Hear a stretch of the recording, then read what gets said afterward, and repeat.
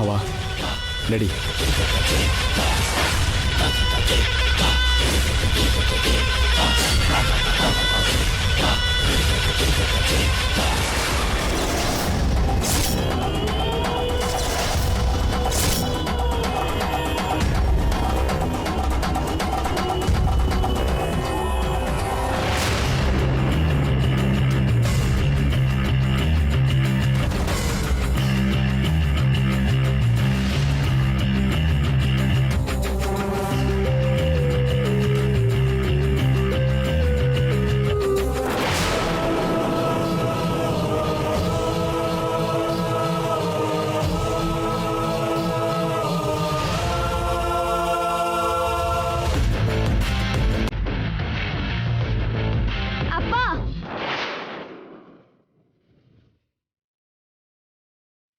ಏನೋ, ಏನಾಯ್ತು? ಅಪ್ಪ, ಅರ್ಜುನ್ ಮಾವನ್ ಪಾದ ಕಪ್ಪಗಾಗಿದೆ ಅಪ್ಪ.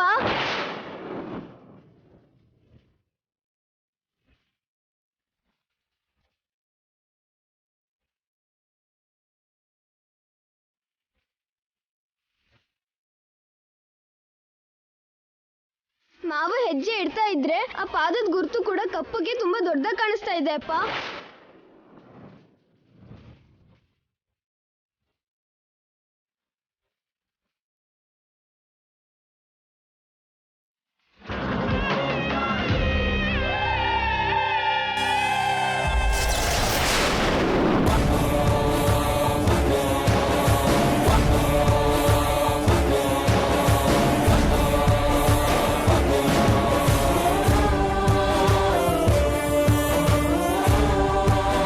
ಚಿರು, ಅಲ್ಲೇನು ಕಪ್ಪಗೆ ಇಲ್ಲೋ ಅಲ್ಲೋ? ನೀನೇನೋ ದೊಡ್ಡ ದೊಡ್ಡ ಹೆಜ್ಜೆ ಅದು ಇದು ಅಂತ ಏನೇನೋ ಹೇಳ್ತಿದ್ಯಾ. ಈ ನಡುವೆ ನೀನು ಹುಚ್ಚುಚ್ಚಾಗಿ ಯೋಚನೆ ಮಾಡೋದು, ಹುಚ್ಚುಚ್ಚಾಗಿ ಮಾತಾಡೋದು ಜಾಸ್ತಿ ಆಗ್ಬಿಟ್ಟಿದೆ. ಅದಕ್ಕೆ ಆ ವಿಡಿಯೋ ಗೇಮ್ ಆಡಬೇಡ ಅಂತ ಹೇಳೋದು.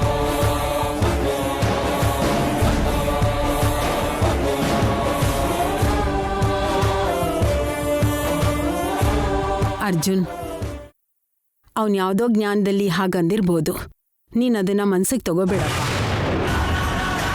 ಹೌದು ಮಾವ, ಅತ್ತೆ ನಿನ್ನನ್ನೇ ಕನ್ವರ್ಸ್ತಾ ಇದ್ದಾರೆ. ಅತ್ತೆನ ಮೊದಲು ಹೋಗಿ ನೋಡೋಣ ಬಾ ಮಾವ.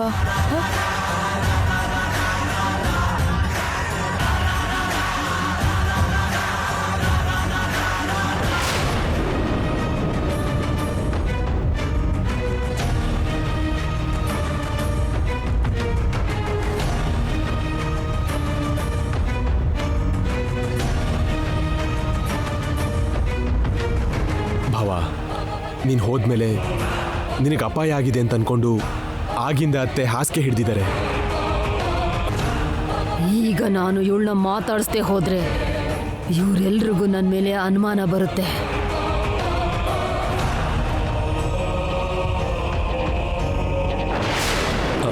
ಅಮ್ಮ ಅಮ್ಮ, ನಾನಮ್ಮ ಅರ್ಜುನ್. ನನಗೇನು ಆಗಿಲ್ಲಮ್ಮ. ಅಮ್ಮ, ನನಗೇನು ಆಗಿಲ್ಲಮ್ಮ. ಅಮ್ಮ, ನನಗೇನು ಅಪಾಯ ಆಗಿಲ್ಲಮ್ಮ. ನಾನು ಬಂದಿದ್ದೀನಮ್ಮ. ಅಮ್ಮ ಅಮ್ಮ, ಒಂದು ಸಾರಿ ಕಣ್ಬಿಟ್ಟು ನೋಡಮ್ಮ. ನಾನು ನಿನ್ನ ಅರ್ಜುನ್ ಬಂದಿದ್ದೀನಮ್ಮ. ಅಮ್ಮ ನೋಡಮ್ಮ. ಅಮ್ಮ ಅಮ್ಮ ಅಮ್ಮ, ನಾನು ಬಂದ್ಬಿಟ್ಟಮ್ಮ. ನೋಡು, ನನ್ನ ನೋಡಮ್ಮ, ಒಂದ್ಸರಿ ನೋಡಮ್ಮ. ಅಮ್ಮ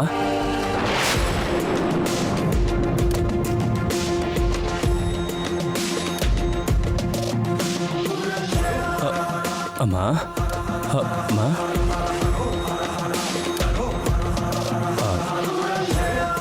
ಏನು ಎಲ್ಲರೂ ಹಾಗೆ ನನ್ನ ಕಡೆನೇ ನೋಡ್ತಾ ಇದ್ದೀರಾ? ಅದು ಹಾಗಲ್ಲ ಮಾವ, ಅತ್ತೆಗೆ ಹೀಗಾಗ್ತಾ ಇದ್ದ ಹಾಗೆ ತನ್ನ ಮಗನಿಗೋಸ್ಕರ ಹೀಗಾಗಿದೆ ಅಂತ ತನ್ನ ಮಗ ಬಂದು ತನ್ನನ್ನು ಮಾತಾಡ್ಸಿದ್ರೆ ತನ್ನ ಸ್ಪರ್ಶ ಆದರೂ ಅತ್ತೆಗೆ ಪ್ರಜ್ಞೆ ಬರುತ್ತೆ ಅಂತ ಸಿದ್ಧಪುರುಷರು ಹೇಳಿದ್ರು ಮಾವ. ಆದ್ರೆ ಈಗ ನೀನು ಮಾತಾಡಿದ್ರು ಕೂಡ, ನಿನ್ನ ಸ್ಪರ್ಶ ಆದರೂ ಕೂಡ ಅತ್ತೆ ಯಾಕೆ ಕಣ್ ತೆಗಿತಾ ಇಲ್ಲ ಮಾವ? ಅತ್ತೆಲಿ ಯಾವ ಚಲನೂ ಇಲ್ವಲ್ಲ, ಯಾಕೆ?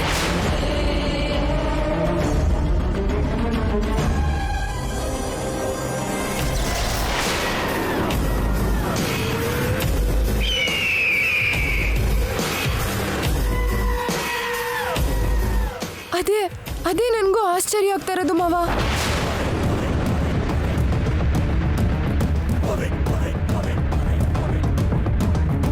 ಏನ್ ಮಾವ, ಆ ಸಿದ್ಧಪುರುಷರು ಹೇಳ್ದಾಗೆ ಯಾವುದು ನಡೀತಾನೆ ಇಲ್ವಲ್ಲ ಮಾವ? ಅವ್ರು ಹೇಳಿದೆಲ್ಲ ನಡೆದು ಹೋಗುತ್ತಾ? ಅವ್ರು ನಾನು ಸಾಯೋದು ಖಂಡಿತ ಅಂತ ಹೇಳಿದ್ರು, ನಾನು ಸಾಯ್ಲಿಲ್ವಲ್ಲ, ಬದುಕು ಬಂದಿದ್ದೀನಲ್ವಾ? ಇದು ಕೂಡ ಹಾಗೆ, ಅವ್ರು ಹೇಳಿದೆಲ್ಲ ನಡೆಯಲ್ಲ.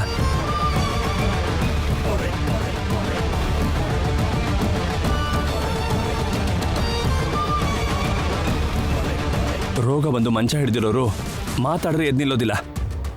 ಹಾಗೇನಾದ್ರೂ ಇದ್ರೆ ಡಾಕ್ಟರ್ಸ್ ಯಾಕೆ, ಅವ್ರು ಕೂಡ ಮೆಡಿಸಿನ್ ಯಾಕೆ, ಹಾಸ್ಪಿಟಲ್ಸ್ ಯಾಕೆ? ನಿಧಾನವಾಗಿ ಚೇತರಿಸ್ಕೊಳ್ತಾರೆ ಬಿಡು. ನೀವು ಟೆನ್ಷನ್ ಮಾಡಿಕೊಂಡು ನನಗೂ ಟೆನ್ಷನ್ ಕೊಡಬೇಡಿ. ಮಾವ, ಅದಲ್ಲ ಮಾವ, ನಾನು ಹೇಳ್ತಿರೋದು. ನನಗೆ ಸ್ವಲ್ಪ ಹೊತ್ತು ವಿಶ್ರಾಂತಿ ಬೇಕು. ನನ್ನ ಬಿಟ್ಬಿಡಿ. ಮಾವ, ಮಾವ. ಅರ್ಜುನ್, ಅಜ್ಜಿ.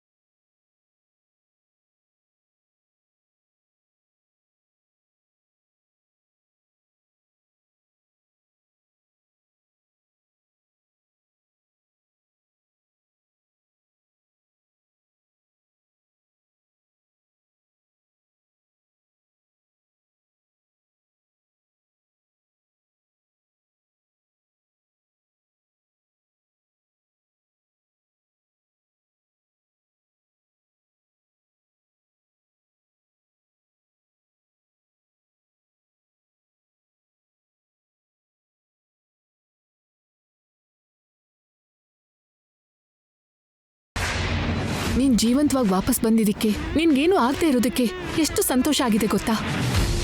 ನಿನ್ಗೇನಾಗ್ಬಿಡುತ್ತೋ ಅನ್ನೋ ಭಯದಿಂದ ಅಮ್ಮನ್ಗೆ ಹಾಗಾಗೋಯ್ತು. ನಿನ್ಗೇನು ಆಗದೆ ಇರೋದ್ರಿಂದ ಅಮ್ಮ ಕೂಡ ಈಗ ಚೇತರಿಸ್ಕೊತಾಳೆ.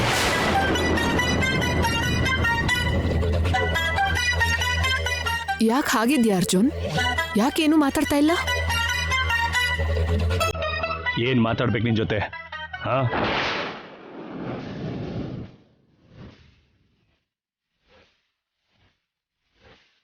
ನನ್ನ ಹತ್ರ ಏನೋ ಮಾತಾಡಬೇಕು ಅಂದಂತೆ. ಏನ್ ಮಾತಾಡ್ಬೇಕು ಅರ್ಜುನ್?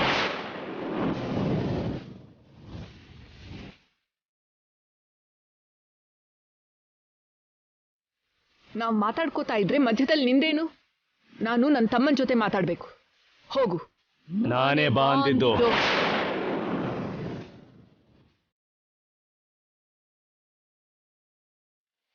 ಅವನನ್ನ ಹೋಗು ಅನ್ನೋಕೆ ನೀನ್ ಯಾರು?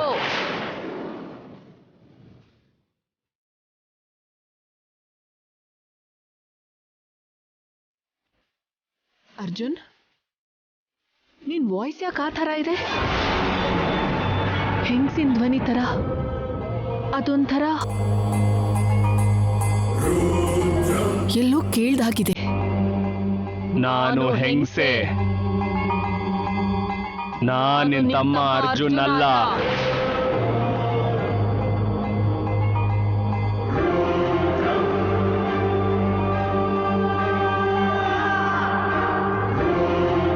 ನಾನ್ ಯಾರು ಅಂತ ಅರ್ಥ ಆಗ್ಲಿಲ್ವಾ? ವಿಶ್ವಾಂಬರಿ,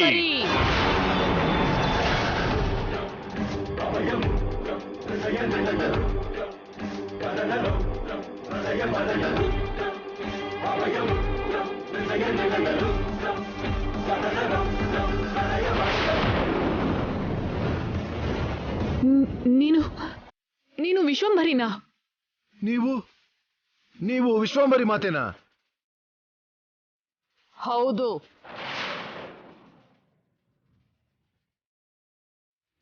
ನಾನು ನಿನ್ ತಮ್ಮ ಅಲ್ಲ. ನಿನ್ ತಮ್ಮ ಅರ್ಜುನನ್ನ ಆ ನಾಗಮ್ಮ ಕಚ್ಚಿ ಸಾಯಿಸಿದಾಳೆ.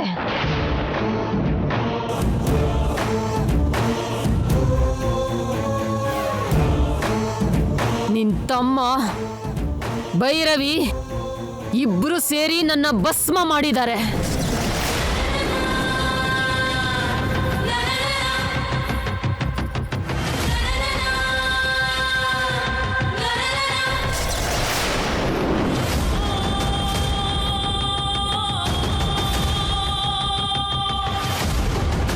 ಉರಿದು ಬೂದಿ ಆಗಿರೋ ನನ್ನ ಶರೀರ ನನಗ್ ಬೇಕಾಗಿರೋದ್ರಿಂದ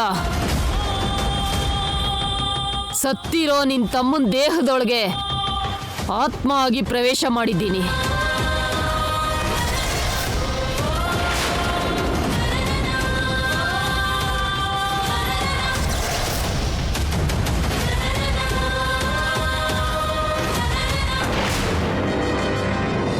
ನಾಳೆ ಶ್ರಾವಣ ಮಾಸದಲ್ಲಿ ಬರ್ತಾ ಇರೋ ಬಹುಳ ಪಾಡ್ಯಮಿ ಅಂತ ವಿಶಿಷ್ಟವಾದ ದಿನ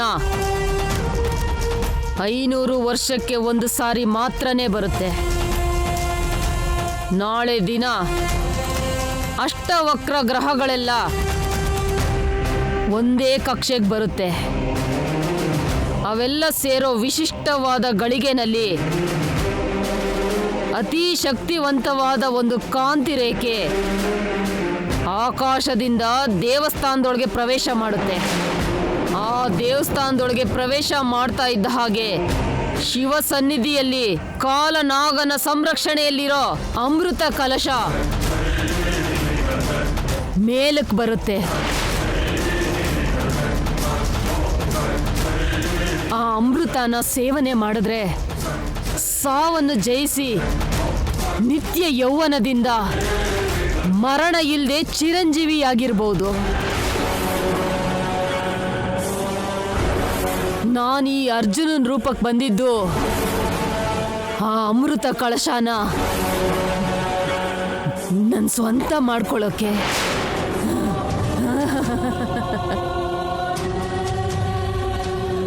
ಆ ಅಮೃತ ಕಳಶದ ಜೊತೆಗೆ ಆ ದೇವಸ್ಥಾನದೊಳಗೆ ಅಪೂರ್ವವಾದ ವೈದ್ಯ ವಿಜ್ಞಾನ ಗ್ರಂಥಗಳು, ಧನಕನಕ ರಾಶಿಗಳು ಲಭ್ಯ ಆಗುತ್ತೆ.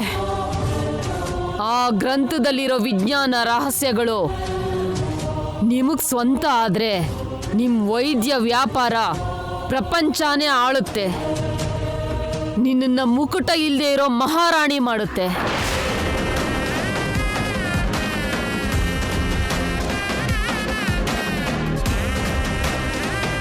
ಅಷ್ಟೇ ಅಲ್ಲ, ಅಲ್ಲಿ ದೊರಕೋ ಧನಕನಕ ರಾಶಿ ಜೊತೆ ವೀರಭದ್ರ, ನೀನು ಅತ್ಯಂತ ಶ್ರೀಮಂತ ಆಗಬಹುದು. ಅಂದ್ರೆ ನಾಳೆನೋ 3 ಜನರ ಆಸೆನೂ ನೆರವೇರುತ್ತೆ ಅಂತ ಆಯ್ತು. ನಮ್ಮ ಆಸೆಗಳು ನೆರವೇರಬೇಕು ಅಂದ್ರೆ ನಾವು ದೇವಸ್ಥಾನದೊಳಗೆ ಹೋಗ್ಬೇಕು. ನಾವಾಗೆ ದೇವಸ್ಥಾನದೊಳಗೆ ಹೋಗೋಕ್ಕಾಗದೆ ಇರೋದ್ರಿಂದ ನಾವು ಆ ಭೈರವಿ ಜೊತೆ ಹೋಗಬೇಕು. ದೇವಸ್ಥಾನದೊಳಗೆ ಹೋಗ್ತಿದ್ದ ಹಾಗೆ ಭೈರವಿ ಹತ್ರ ಇರೋ ಮಣಿನ ನಮ್ಮ ಕೈಗೆ ಎತ್ಕೊಂಡು ನಾವು ಅಂದ್ಕೊಂಡಿರೋದನ್ನ ಸಾಧಿಸ್ಬೇಕು.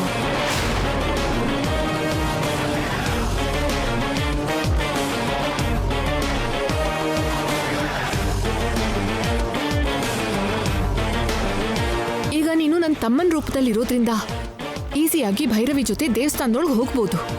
ಅಮೃತ ಕುಡಿದ್ಮೇಲೆ ನೀನು ಯೌವನವತಿಯಾಗಿ ಬದಲಾಗಿ ಹೋದ್ರೆ ಆಗ ಮತ್ತೆ ನನ್ನ ತಮ್ಮನ ಪರಿಸ್ಥಿತಿ ಏನು? ನಿನ್ ತಮ್ಮ ಈಗ ಬದುಕಿಲ್ದೆ ಇರೋದ್ರಿಂದ ನನ್ನ ಶರೀರ ನನಗೆ ಬರ್ತಿದ್ದ ಹಾಗೆ ನಿನ್ ತಮ್ಮ ಶವ ಹಾಗೆ ಉಳಿದೋಗ್ತಾನೆ.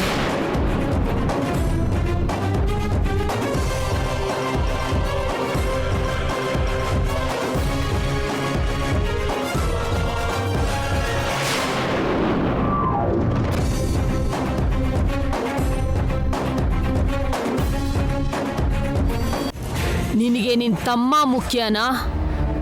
ನೀನು ಪ್ರಪಂಚನ ಆಳೋಕೆ ಬೇಕಾಗಿರೋ ಉನ್ನತ ಸ್ಥಾನಕ್ಕೆ ಬರೋದು ಮುಖ್ಯನಾ? ನನಗೆ ನನ್ನ ತಮ್ಮನಿಗಿಂತ ನನ್ನ ಸ್ಟೇಟಸ್ ಬೆಳೆಸ್ಕೊಳ್ಳೋದೇ ಮುಖ್ಯ. I don't care any sentiments.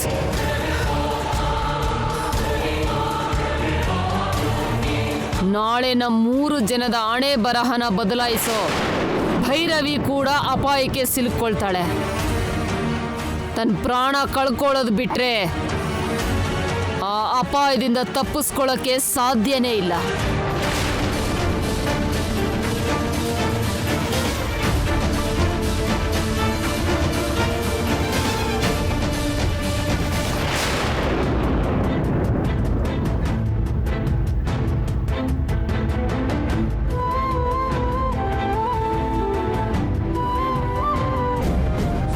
ನೀವೆಲ್ಲ ಪೂಜೆ ಮಾಡೋ ಆ ಶ್ರೀಚಕ್ರ ಈ ಮನೇಲಿರೋವರೆಗೂ ನಾನು ಈ ಮನೆ ಒಳಗೆ ಕಾಲಿಡಲ್ಲ, ಬರಲ್ಲ.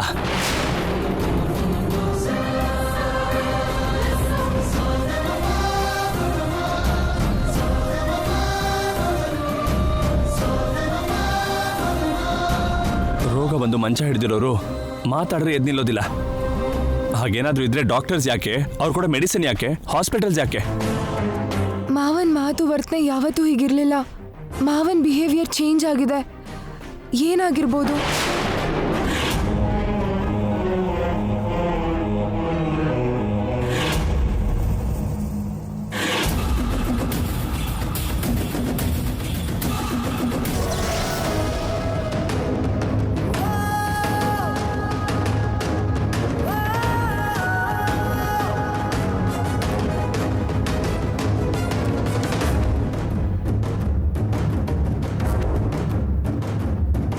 ಮಲ್ಲಿ ಬಾ.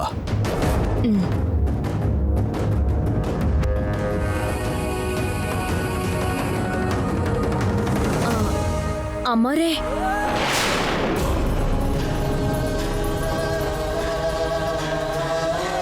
ಮಲ್ಲಿ, ತುಂಬಾ ದಿನ ಆದ್ಮೇಲೆ ನಾನು ನಿನ್ನ ನೋಡ್ತಾ ಇದ್ದೀನಿ.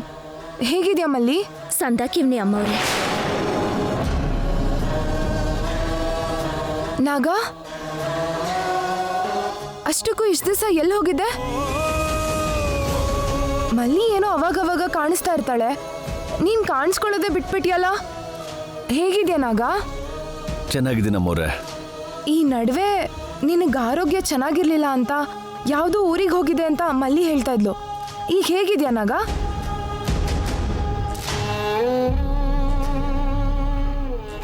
ಏನೋ ಸಣ್ಣ ಅನಾರೋಗ್ಯ ಅಷ್ಟೇ ಅಮ್ಮ.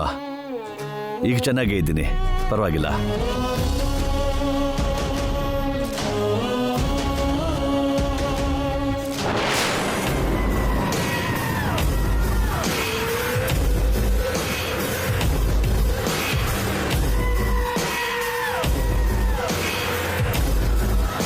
ಇವಳು ಮಲ್ಲಿ ರೂಪದಲ್ಲಿ ಮತ್ತೆ ಬಂದಿದ್ದಾಳಲ್ಲ.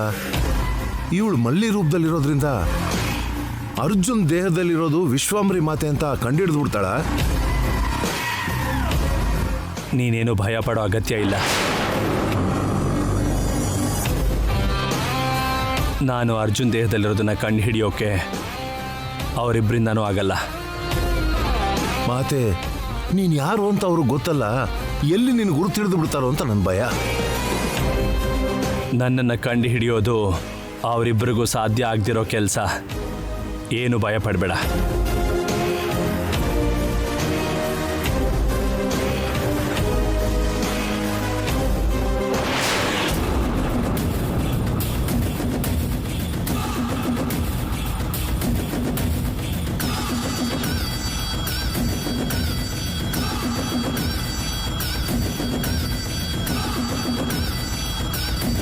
ಅರ್ಜುನ್ ರೂಪದಲ್ಲಿರೋ ಇವನು ಯಾರು ಅಂತ ತಿಳ್ಕೋಬೇಕು. ಇವನ್ನ ನೋಡಿದ್ರೆ ಅರ್ಜುನ್ ಅಂತ ಅನಿಸ್ತಿಲ್ವಲ್ಲ.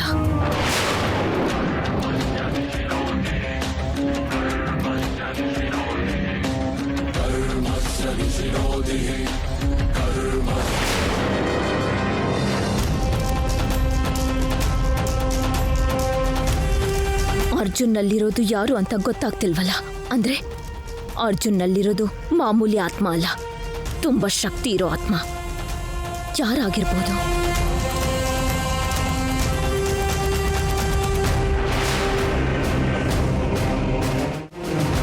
ಏನ್ ಮಲ್ಲಿ, ಏನನ್ನ ದುರ್ಗುಟ್ಕೊಂಡು ಹಾಗೆ ನೋಡ್ತಾ ಇದ್ದೀರಾ ಇಬ್ರು?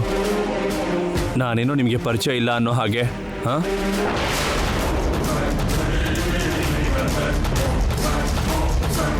ಅಯ್ಯೋ, ಏನಿಬ್ರು ಹೊಸ ವ್ಯಕ್ತಿನ ನೋಡೋ ಥರ ಅನುಮಾನವಾಗಿ, ಹೊಸ ಥರ ಆತಂಕದಿಂದ ನೋಡ್ತಾ ಇದ್ದೀರಾ?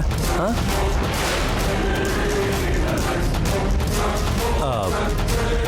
ಏನಾದರೂ ತಿಳ್ಕೋಬೇಕು ಅನ್ಕೊಳ್ತಾ ಇದ್ದೀರಾ?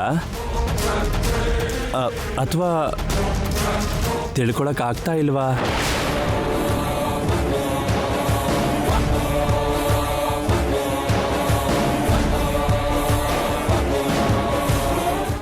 ನಾವು ಬಂದಿರೋದು ನಿನ್ಯಾರು ಅಂತ ತಿಳ್ಕೊಳಕ್ಕೆ. ತಿಳ್ಕೊಂಡೆ ತೀರ್ತೀವಿ, ತಿಳ್ಕೊಂಡೆ ಇಲ್ಲಿಂದ ಹೋಗ್ತೀವಿ. ಅರ್ಜುನ್ನಲ್ಲಿರೋದು ಯಾರು ಅಂತ ತಿಳ್ಕೋಬೇಕು ಅಂದ್ರೆ ಒಂದೇ ಉಪಾಯ ಇರೋದು ಮಾವ. ಹೌದು ಮಲ್ಲಿ, ಆ ಶ್ರೀಚಕ್ರ ಇದ್ದಿದ್ರೆ ಅವನೊಳಗೆ ಯಾರಿದ್ದಾರೆ ಅಂತ ತಿಳ್ಕೋಬಹುದಿತ್ತು. ಈ ಮನೇಲಿ ಇದ್ದಿದ್ದ ಶ್ರೀಚಕ್ರನ ಯಾರು ತೆಗೆದಿದ್ದು?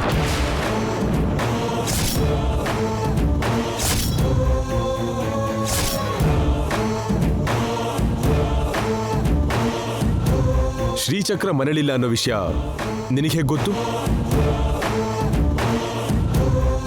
ನಾವು ಬರುವಾಗ ನೀವು ಆ ಶ್ರೀಚಕ್ರನ ಭೂಸ್ಥಾಪಿತ ಮಾಡೋದನ್ನ ನಾವು ನೋಡಿದ್ವಿ.